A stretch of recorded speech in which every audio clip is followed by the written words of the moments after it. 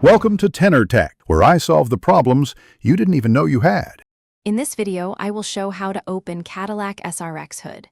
Reach under the lower left dash and pull the release lever firmly toward you until you hear a pop.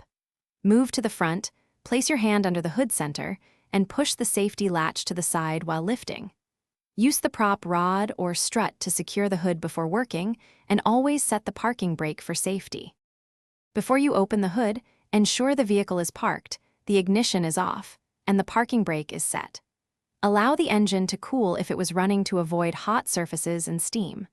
Wear gloves and eye protection when reaching past the grille to release the safety latch.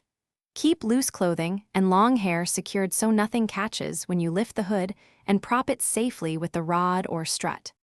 Most Cadillac SRX models use either a prop rod or gas struts to support the hood, so confirm which yours has. For a prop rod, lift the hood and insert the rod into its slot on the hood underside until it seats securely. For gas struts, raise the hood slowly and verify the struts hold it steady without sagging.